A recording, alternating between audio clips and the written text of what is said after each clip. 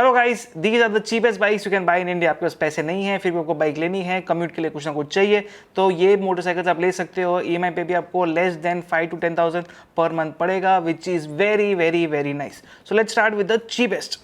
The first one, which is the cheapest, the most accessible, is the TVS XL100। अब ये motorcycle TVS Luna की जैसे दिखती थी, अभी भी मोटरसाइकिल सेल पे है। मोटरसाइकिल नहीं बोल सकते, मोपेड बोलेंगे, लेकिन मोपेड के लिए इसमें पेडल्स नहीं मिलते, तो मोपेड, स्कूटर, मोटरसाइकिल जो भी आप कहना चाहते हो कह सकते हो। TVS की XL100 दो वेरिएंट्स में आती है, कंफर्ट और एक हैवी ड्यूटी, और इसकी प्राइस स्टार्ट होती है 49,000 एक शोरूम से। इससे जस्ट थोड़ी सी महंगी है हीरो की HF डिलक्स। और ये मोटरसाइकिल गाँव में, टायर 2 सिटीज में, everywhere else this motorcycle just shines, क्योंकि this motorcycle is a very comfortable bike and it is a rugged motorcycle. बहुत टाइम से चल रही है और इसमें सेम 100cc का इंजन मिलता है जो आपको स्प्लेंडर में मिलता है।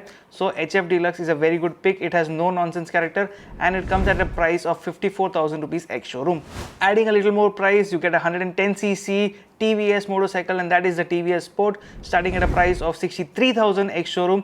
स्टार सिटी के जैसे दिखने वाली TVS Sport एक सिंपल ये ड्रैगन मोटरसाइकिल है। पतले टायर्स मिलते हैं, डिस्क ब्रेक का ऑप्शन नहीं मिलता है इसमें, आपको सिर्फ ड्रम ब्रेक्स मिलते हैं, लेकिन this is a motorcycle that you can go the distance. और आपको कहीं गाँव में चलाना है, कहीं और चलाना है, सिर्फ कम्यूट भी करना है, तो TVS Sport is a good pick because the engine is quite nice. Adding 1000 more rupees, मतलब 1000 रुपये और ऐड करके आपको होंडा की शाइन 100 मिल सकती है।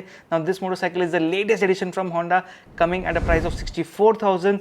Now this motorcycle gets a 100cc motor which is brand new, produces close to 8 bhp of power, 8.7 Nm of torque, and overall this is a very fun motorcycle. We just reviewed it compared with the Splendor 2 and we enjoyed this motorcycle quite a lot. You don't get digital cluster, आपको कुछ extra accessories वगैरह कुछ नहीं मिलता, लेकिन एक purposeful built Honda जरूर मिलती है and this one is definitely worth buying. If you're ready to spend a little more and you want round headlight का setup, थोड़ा सा क्लासिक डिजाइन, बजाज की तरफ से मोटरसाइकिल एक मिलती है, Bajaj CT110, which comes at a cost of 67,000 showroom. The Bajaj CT110 is definitely a fun motorcycle, although a different looking one, but definitely very useful in tier 2 cities. आप अगर गाँव खेड़ में चलाने वाले हो या कहीं पे इस पर सामान लोड करके जाने वाले हो, तो CT110 आपको जरा भी दुखी नहीं करेगी। बजाज की तरफ से एक अच्छा पिक है ये। With the same engine, same design, everything same. You want a different kind of looking motorcycle from Bajaj itself, so you can get the Platina. इसका डिजाइन काफी सिंपल है, काफी सोबर है, कम्यूटरिश है एंड इसकी प्राइस मिल जाती है आपको 69,000 तक एक showroom.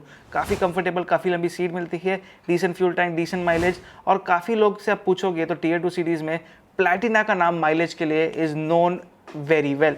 But then again, if you are looking for a Japanese motorcycle, Japanese तो कह नहीं सकता, इंडियन ही है, but Honda CD110 is a good pick that comes at an ex-showroom cost of 72,000 rupees, and in this list it is one of the smoothest motorcycles you can get because it's a Honda.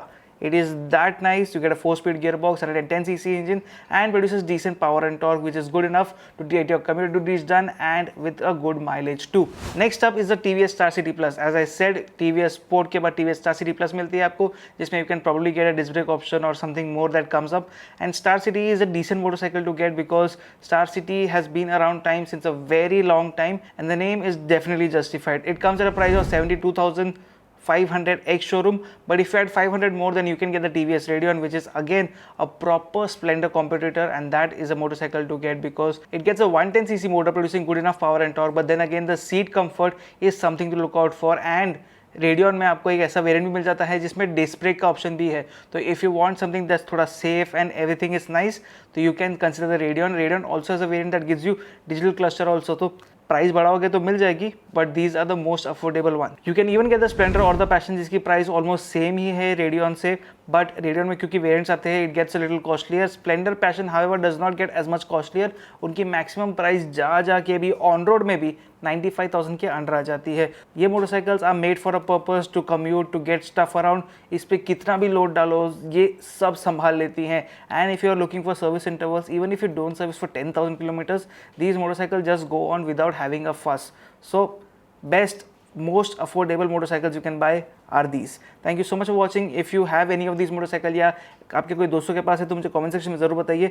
मेरे को पता है 1 लाख के under में आप EV भी ले सकते हो, बाकी कुछ भी ले सकते हो, लेकिन when you want to get stuff done, EV is not the way because EVs are for short commute, short distance. Charging करोगे, पेट्रोल भरोगे, उससे सामने एक फुल टैंक करो, 1000 किलोमीटर चला लो, वैसा सिचुएशन है यहाँ पे। देख लो कौन सी लेनी है, बताओ मेरे को।